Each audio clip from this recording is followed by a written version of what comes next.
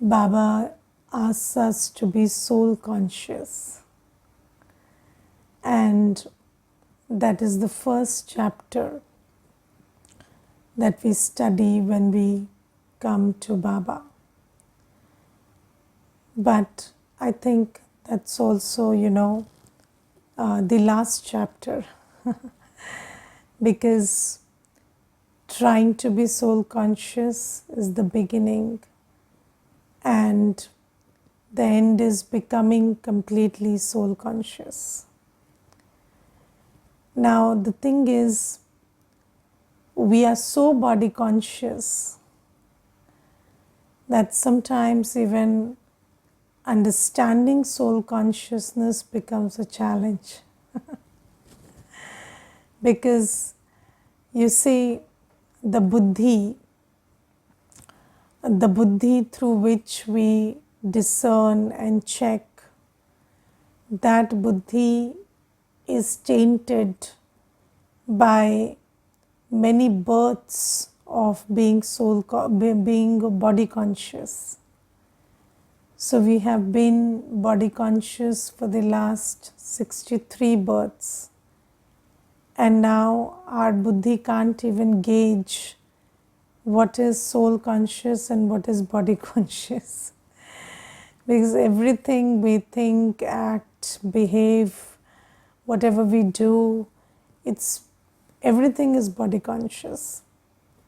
So, and we have sanskars of body consciousness, and those sanskars are dictating pretty much everything that we do.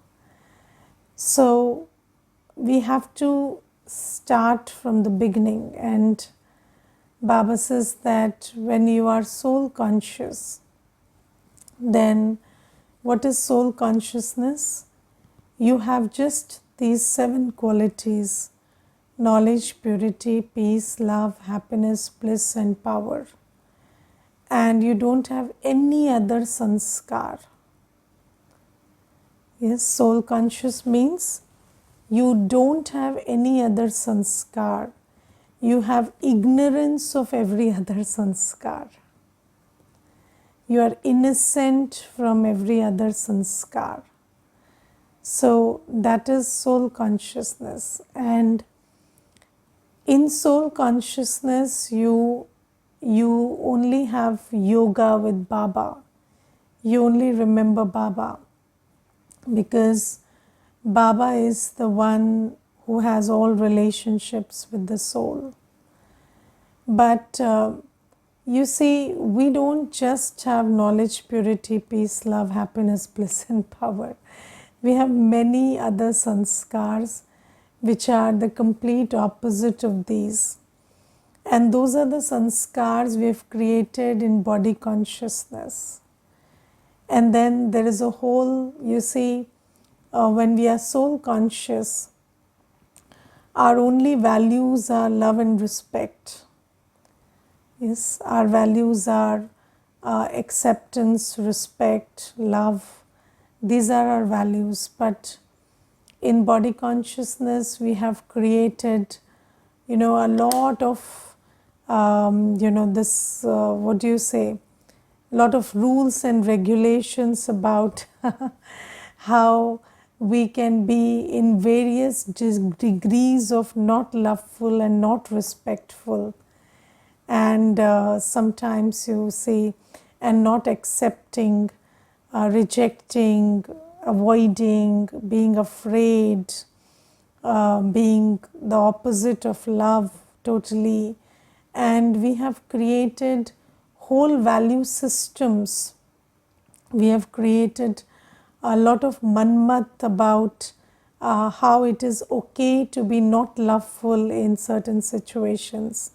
And if you look at the Gita also, you see, the Gita would say that, it is okay to kill in some situations.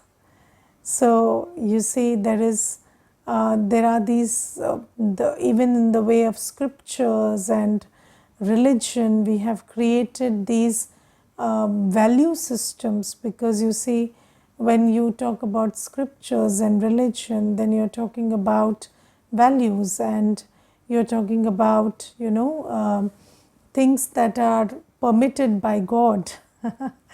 And then we say that, you see, hating is okay in this situation, and killing is okay in this situation, and being afraid is natural in this situation, and anger and resentment are okay in this situation. So these are, so this is how we have come. So there is a whole family of, there's a whole, list of the directions which are given by humans, where you are allowed to be angry, and different forms of anger, whether it is hate, resentment, avoiding somebody, or having negative feelings, these are allowed. And then there is lust, which is completely okay and in fact desirable in body consciousness. So in this world of body consciousness, lust is the aim of life, because some people these days, children say our aim is to get married.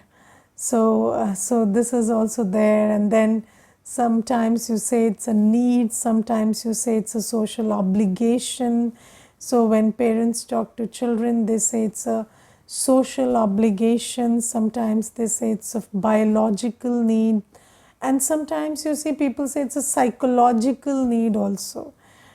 So it is necessary for happiness. And whereas you see, if you just look a little closely, lust has got nothing to do with happiness, because everybody is engaging in lust and there is nobody happy around you.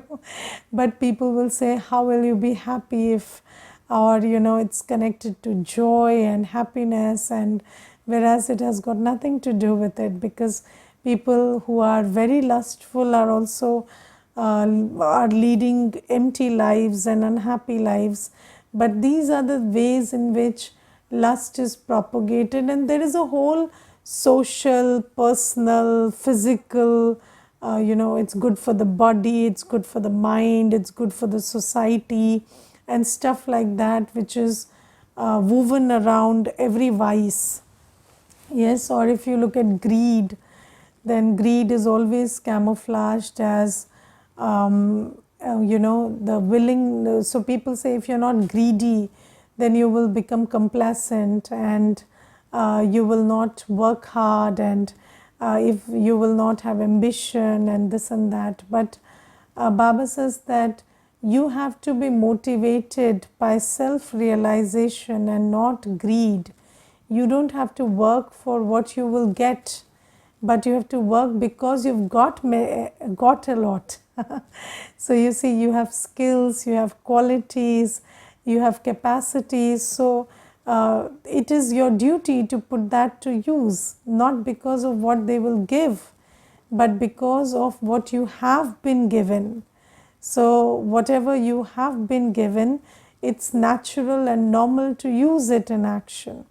So Baba says that it's not, you don't have to be greedy to, so you see, you don't have to talk sweetly to the boss because you need a promotion.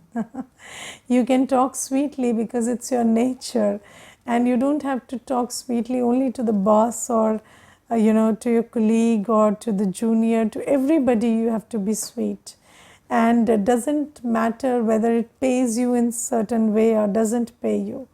So people usually block their qualities when it doesn't pay them.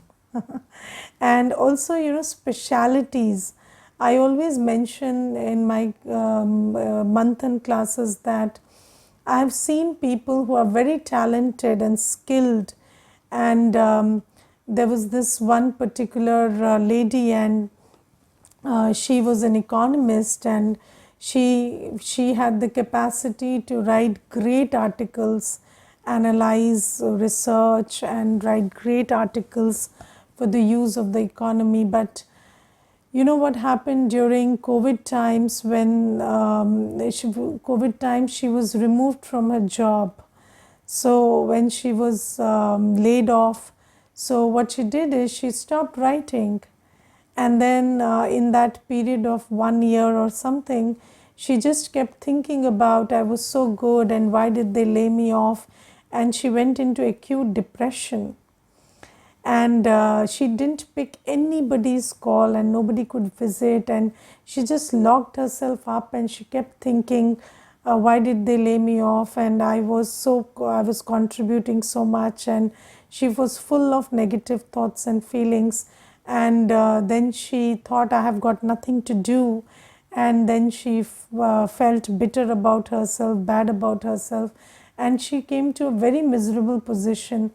And then when after the lockdown, I tried, very hard to get in touch with her, but she wouldn't pick anybody's call. But somehow I got connected, and then I asked her, and then she shared, and I asked her, so even if you were laid off, why didn't you just, keep writing? So she said, because nobody was publishing. So I said, but you had to pass your time. So why didn't you keep, using your brain and your time and just write? And you could have created a blog forum and kept writing there. You could have just created a blog and you could have written everything there, and if there is somebody to study, they would have studied, or no problem, even if nobody looked at it. What is the problem? You could have just written in a blog. So she said, no, but we are not trained to work without payment. So I said, but you see, if you're not trained to work without payment, in times when you're not paid, you will lose your capacity, you will lose your speciality. So now you see, your brain is not helping you, it's not on your side, and you are facing challenges writing the same stuff which came so naturally to you. So then she said, but I'm on medication. I said, that's okay. Whether you take the medication or not, that's another thing. But you have to pull yourself up to write again. And you have to pull yourself up to do the work that you are capable of doing. And that's very important. So you see, Baba says we have spiritual capacities, we have physical capacities, we have capacities, and we have specialities. So everybody has spiritual capacities. So what are the spiritual capacities? Being loveful, being peaceful, being happy, joyful, being respectful. These are spiritual capacities. Or you see, power to accept, power to tolerate, power to face. These are our spiritual capacities. Then there are physical capacities. You can cook, clean, you can do dishes, you can wash clothes, you can write, you can type, you can. These are all the physical capacities you have. Just think about how many capacities we have lost. You can drive, you can you can hear, you can see. So these are the physical capacities you have. But what are we doing to our physical capacities? These days people can't even write. So the hand has lost its capacity to write. And I remember there was this one brother, he told me, I had very good handwriting and now I cannot recognize my handwriting because I haven't been writing. So Baba says that, you see, you have physical capacities which you lose if you don't use them. You have spiritual capacities, and then you have talents and specialities. So you see, somebody is a surgeon, a doctor, somebody knows economics, somebody knows law, somebody knows, you see, somebody knows something else, somebody knows coding on the computer. So these are also capacities. Somebody knows photography, somebody knows something else. So these are all the specialities and talents. And Baba says that this is something which is a gift that you have. And gifts are shared. You cannot say that I have ownership over my gifts. So these gifts are given to you so that you can make the world a better place. And you don't have to be greedy to, you don't have to think about what the use of these gifts will give you. You have to just think about how blessed you are and just use those gifts.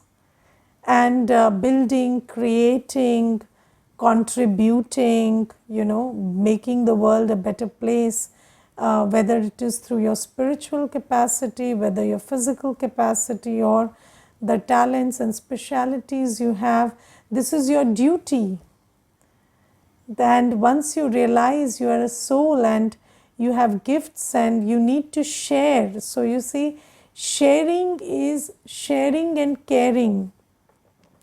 These are the qualities of the soul or the values of the soul. And these are spiritual values. You cannot be selfish and you cannot keep everything to yourself. And you cannot always, give only to those who give you the return. No. So Baba teaches us to share. So you see, Baba's knowledge, it is shared, it is not sold. So you don't have to sell everything, you have to share. And you see, these days, everything is given, shared. Why? Because God teaches us to share. And this sharing is caring. So when you share what you have, and that is a form of care you show to the world. That is the care you show to your fellow human beings.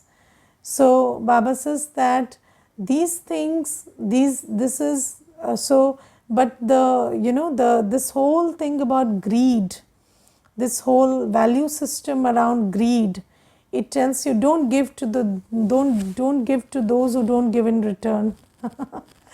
But if you don't give, you will lose your capacity in due course, and then you will have to beg. And this is how we changed from givers to beggars in the first place. So and you see, this whole value system about don't love somebody who doesn't love you back. Yes, don't have good feelings for those who don't have good feelings for you. But why? They don't have good feelings for you, no problem. You can have good feelings for everybody, because that's your treasure. Why lose it by not using it? So these are the value systems that are created. So don't work for somebody who doesn't pay you enough. Yes, but I would say, until somebody pays you better, work there. So when somebody pays you better, okay, you leave that place and work somewhere else. But why not work where you have got work until you are paid better? So keep looking for opportunities, but not like, I will not work until I get, this much remuneration or this much this thing. So these are the things. And then you see there's a lot of, this value system around attachment. And people say, you see, you have to be attached, and being sorrowful with the sorrowful, and being angry with the angry, and you see, even having common enemies. So where attachment tells you that when there is an enemy your parents have, then you have to be their enemy too. So and I remember, you see, there was this one distant relative, and parents didn't talk to them. So they whenever we met in marriages or something, so we also didn't talk, and we didn't even know the issue. We didn't even know why we are not talking to them. So we just saw that our parents don't talk to them, so we also stopped talking to them. And then one day I asked my father, why don't we talk to them? So he said, no, they are not good people. So I said, why? So he said, you don't need to know. You just need to know they are not good people. So So then you see, we have common enemies because I have attachment to my father, so he will get hurt if I don't hate his enemies. So it works like that also. So there is this whole value system around attachment. If somebody is sorrowful, then you can't be happy. You're not allowed to be happy. And I always share this very interesting incident. So there was a colleague in office, and we used to leave at the same time almost. So it was so we took the same metro and came. So usually we would be together. So in one episode, I saw that he was very cheerful in office, and then suddenly when he boarded the metro, he would just keep quiet and very serious, and like something had happened. And I noticed this behavior for 2 days, and then I thought, is there a problem with me, or what is the problem? Why is he behaving like this? And then I asked him, have I done something which has annoyed you or which has upset you? Because I don't understand why you suddenly switch into a different mode when we enter the metro. So he told me, no, no, no, no, no, you don't take me wrong. It's not about you. So I said, then what is the matter? So he said, you see, there's been a death in the family, and that death is belongs to my chacha's family, my uncle's family, and I was not close to them, so I didn't feel anything. But the thing is, if I enter the house happy and smiling, they take it as an insult. And this is why, and if I don't train myself, then I will enter happy and smiling, because that is how I am. I'm a very joyful person.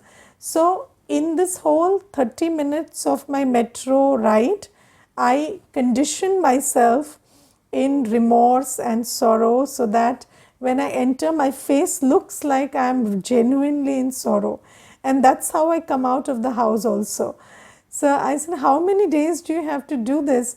So he said, I have to see the temperature at home and how everybody is behaving, and when they are smiling, I'm allowed to smile. So I said, okay, but you take a different metro, don't travel with me, because I'm also getting infected with this. so so you see, this is how people are, this is the logic of attachment. And then you see, if somebody is making a mess of their lives, you also make a mess of your life with them, because you are attached with them. So this is the wisdom of attachment. And then there is ego.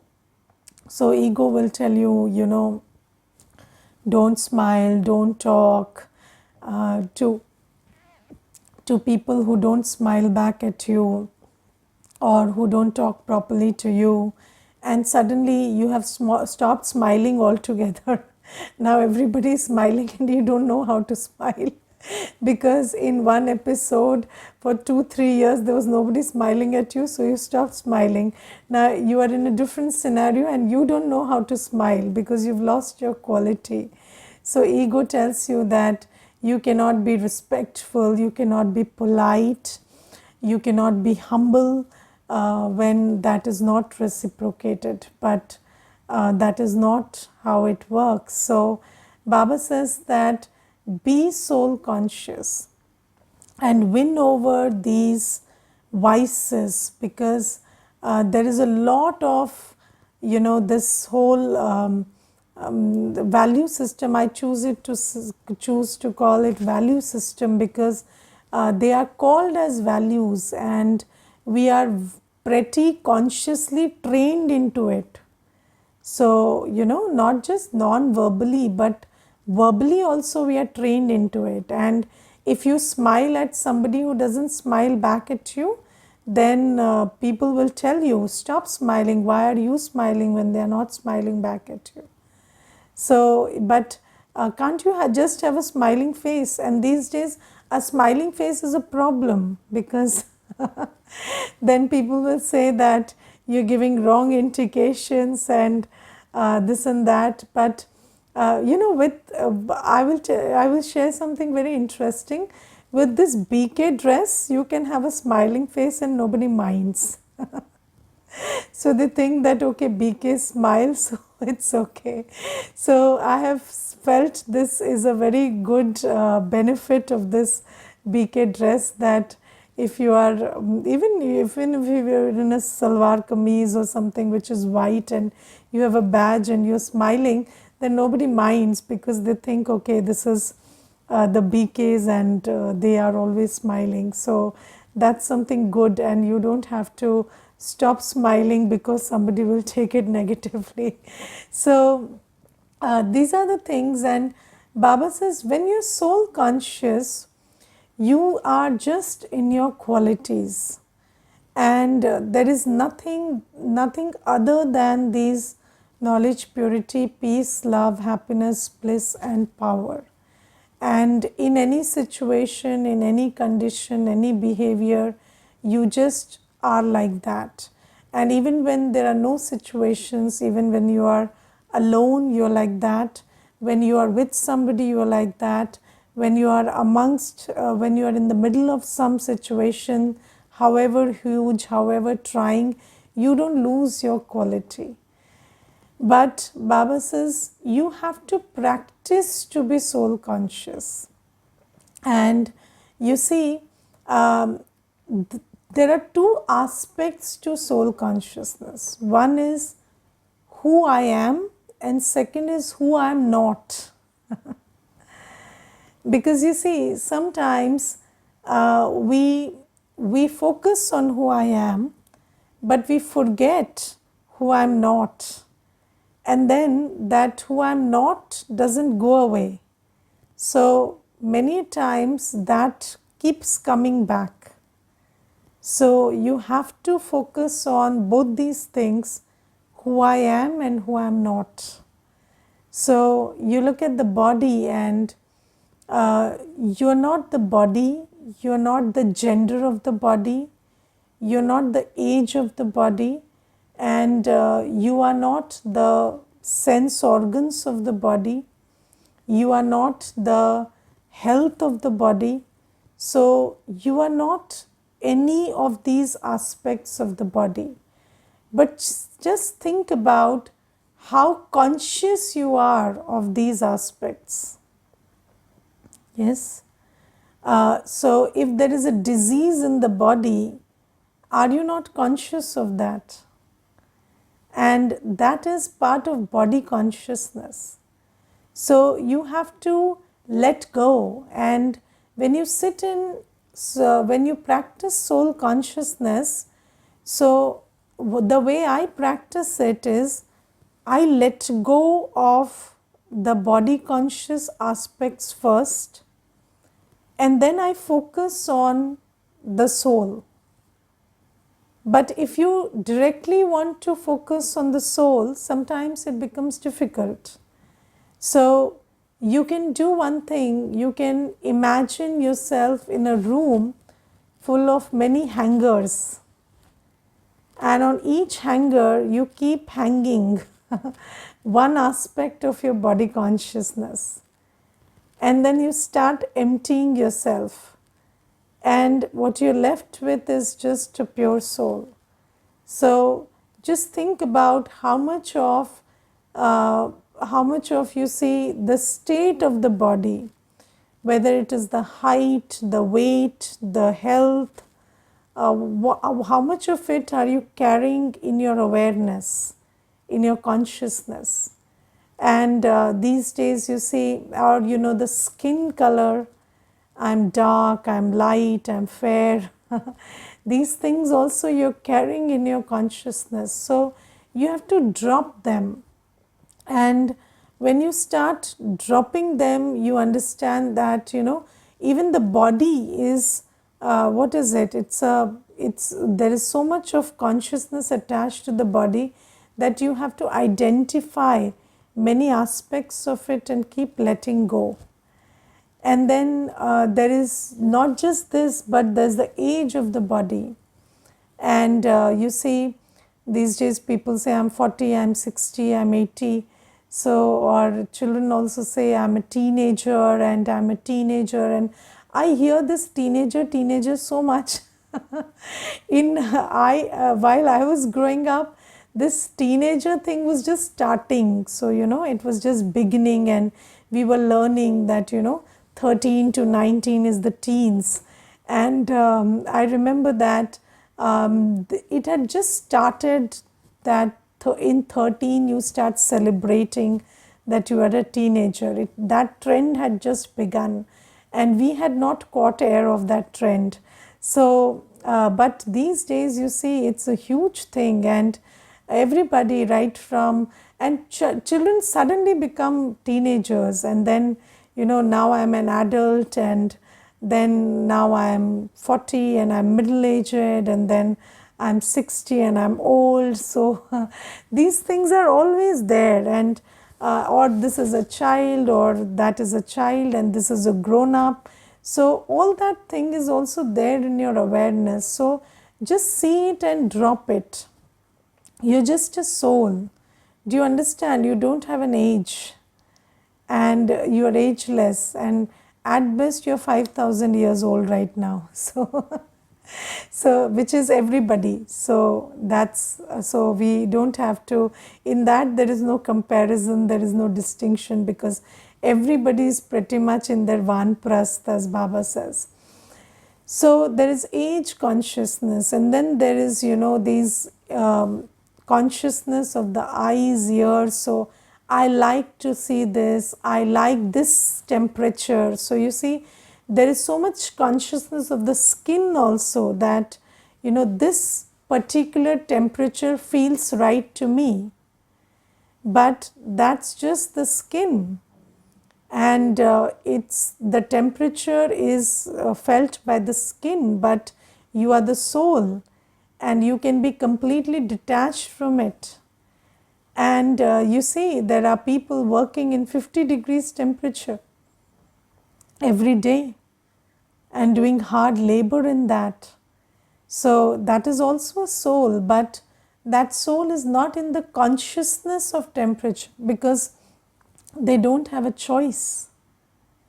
So they were never trained to be conscious of the temperature outside. And these consciousness are built, they are developed. So you start feeling hot and cold. And I remember when I was little, I asked my father once, my Lokik father, I asked him, how did you people manage when there were no phones? Then not phones, fans. So phones came much later. So I asked him, how did you manage when there were no fans and no ACs and this stuff, no coolers?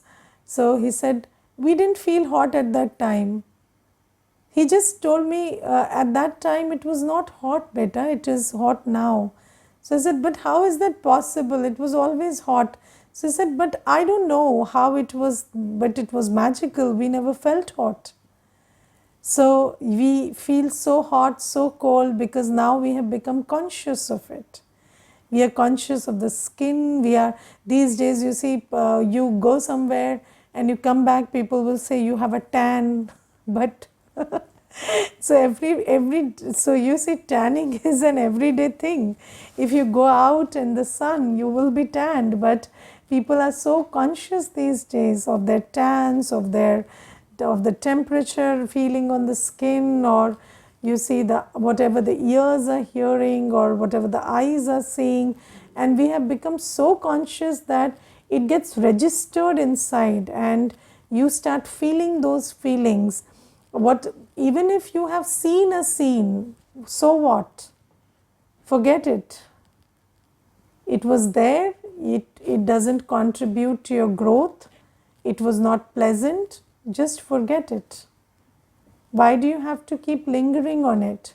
But this is how conscious we are of the body. So just, and I'm not, right now I'm just talking about this physical body. But we have relationship consciousness, role consciousness, position consciousness, religion consciousness. So the religion of the body is a big aspect of consciousness, because you see, the religion tells you you're a Brahmin, you're a Shudra, you are this, you are that, and then you become conscious of that. or the religion tells you that you were born in this planetary position or this nakshatra or that this date and this was auspicious or inauspicious, and then you fall into the trap of that and you carry all that consciousness inside you. And the most beautiful quality of the soul is self-respect, self-honor, self-worth. And when you're soul conscious, you know you're worthy, you know you're capable, you know you are respectable. But these things, these consciousness, they pull you down from self-worth to, self, what do you say, self-loathing or something. That I'm not good enough, I'm lowly, I'm this, I'm that. And then they pull you down from self-respect because you start identifying with some aspects of your physical context which are not respectable. And then there is consciousness of what you have done. So you see, whatever acts you have performed, they are also part of your consciousness right now. But you also need to let go of that. So when you must do this homework yourself of identifying the various aspects of body consciousness that are weighing heavy on you, and just let go of them. And as you churn over them and just let go, drop it, it will drop. And then you focus on how powerful, peaceful, loveful, pure you are. And then after that comes remembrance of Baba.